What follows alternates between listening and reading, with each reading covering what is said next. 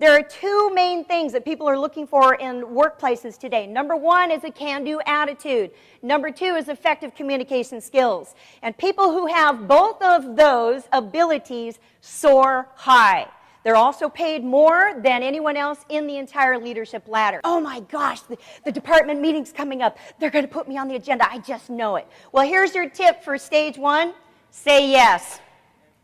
If you want to get ahead in your job, if you want to continue your job security, whether you're a plan A or not, and you want to keep moving forward with it, you need to speak. It will give you better credibility, and if you want to become a better speaker, then you need to speak. So the answer is what? Yes. Well, there's a few different basic presentations you would give anyway. The one that you plan to give, the one you actually give, the one that you wish you'd given, and the one that you're quoted on after the fact. You just go with it. So deliver as if you were in their seat. Then, what is it that they need to know? I also teach people to create their presentations backwards, where you begin with the end in mind, as Stephen Covey made favorite in 7 Habits of Highly Effective People. To begin with the end in mind, start at the end of what are the desired outcomes of your presentation.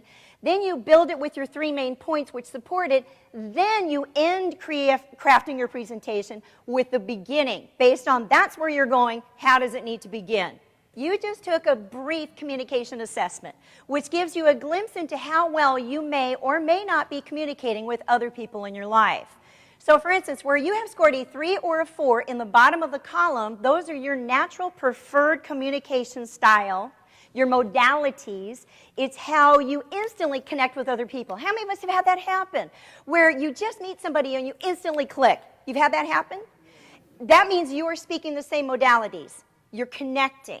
Have you ever had this happen, though, where you meet someone and you are just not clicking? Have you had that happen?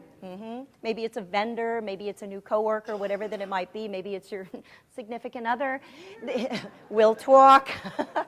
Because those are where you have perhaps a 1 or a 2 in the column. 3s or 4s are your natural preferred strengths, at how you prefer other people to speak with you, and that's also how generally you speak to other people. A 0 means that you have a lot of potential to improve.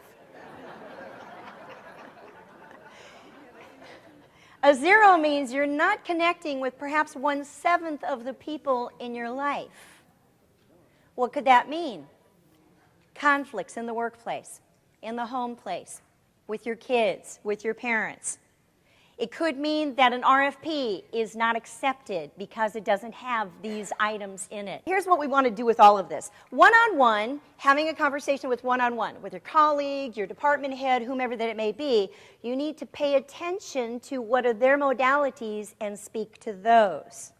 When you're giving a presentation, whether it's a video conference, teleconference, one-on-one person-to-person, then, well, as overall groups, you need to use all 7 of these in that presentation. So you might be thinking, how do I do that? This is more simple than it sounds. In the middle column are ideas and suggestions of how to connect with each of those individual 7 types of communicators and listeners. Then in the far right-hand column, you would indicate some specific details that you want to do or include, or an activity perhaps, that will embrace each one of these modalities. Then you know you are giving a complete, solid message, yet authentically connecting with everyone who will be in the group. And again, this relates to your teleconference, video conference, and your update, educational, informational updates. Anything across the board you would use this with. Column 1 is linguistic. Words are going to be very important to you. Chances are, if you scored a 3 or 4 in this category, you are an amazing proofreader. If there is a typographical mistake in the county report, bless your heart, you're the ones who find it. You need to have words. Now, you come to life when in the group there's brainstorming. Or Bill, in his presentation, did a lot of metaphors, a lot of anecdotes, if you notice that. With Scott Yogi Bear, he told a lot of stories. Linguistic people need to have the words. It's their gift. So how you connect with them are through the words and the correct semantics.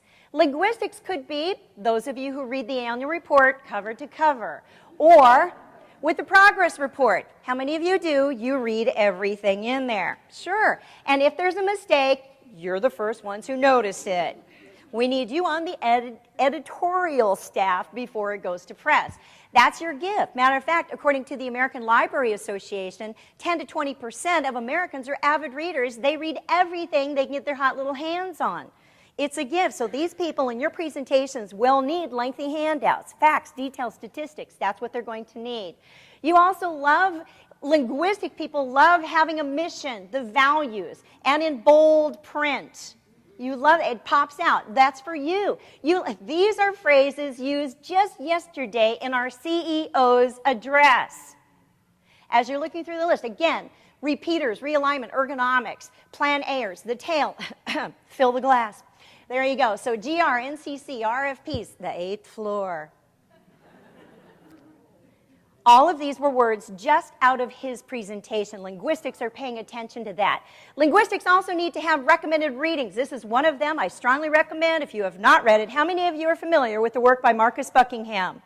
It's a must. This is Go Put Your Strengths to Work. When you buy it, buy a fresh copy so that inside there is a code that takes you to the strengthfinders.com quiz, and you find out of the 33 signature strengths, what are your top 5 strengths, then you live from those themes. Discover what is unique about each person and capitalize on it. When you are building a successful team, you need to be focused on what is the person already doing well. And how can you bring out more of that to get that individual to shine, to sparkle, to glow? Because it's contagious. And it brings out more of the best in each other. That's what happens is you have this individual collective that come together and now they're called a team. It's the diversity which is the strength. So for instance, when I teach creating a positive work environment, overcoming negativity, these are the top 10 things that employees want in a workplace.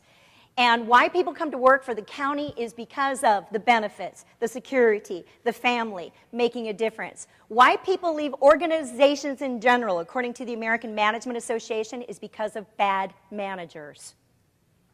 And what people are working for today is not the almighty paycheck, according to Harvard psychologist David McClellan.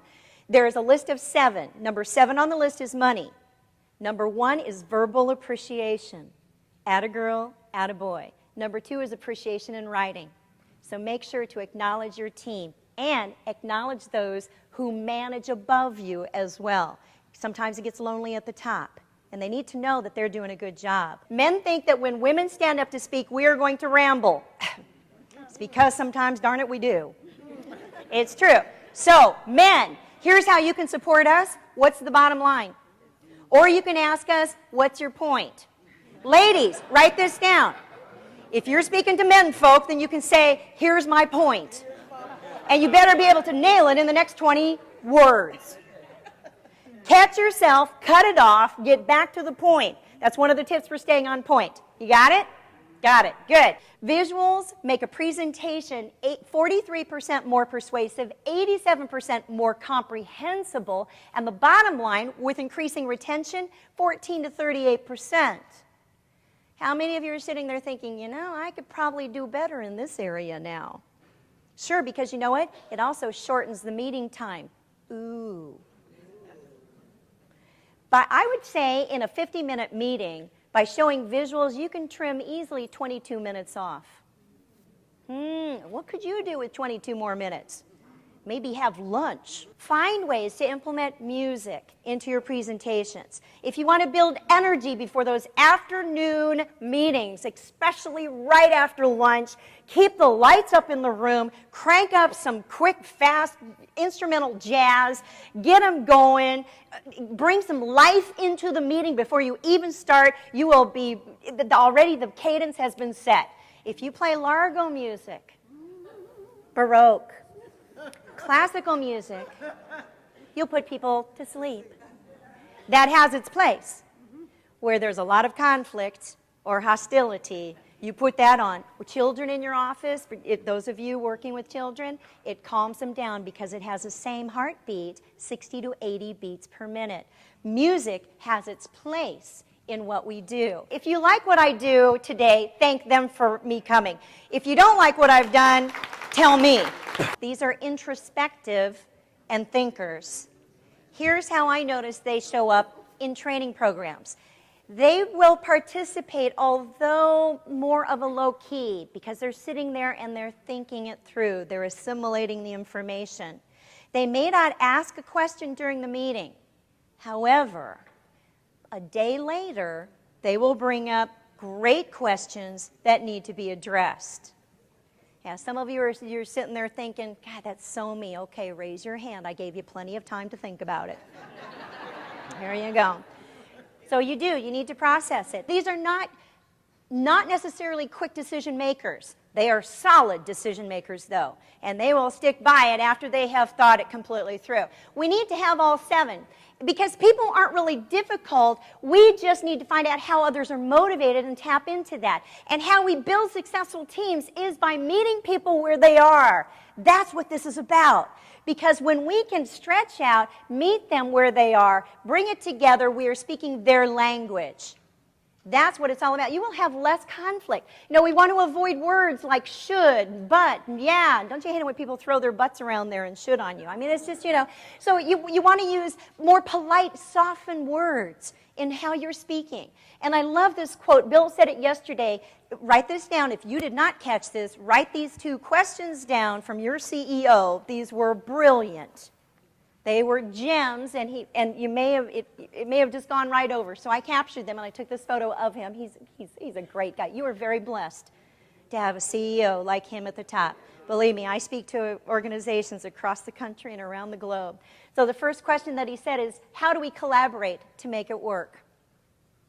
Collaborate is a teamwork word. The second question, how can I help you? When you ask that with an extending heart, people can't help but say, oh, thank you. And then already it diffuses any confrontation that there might be. Because conflict among a team can destroy it. So thank you, CEO.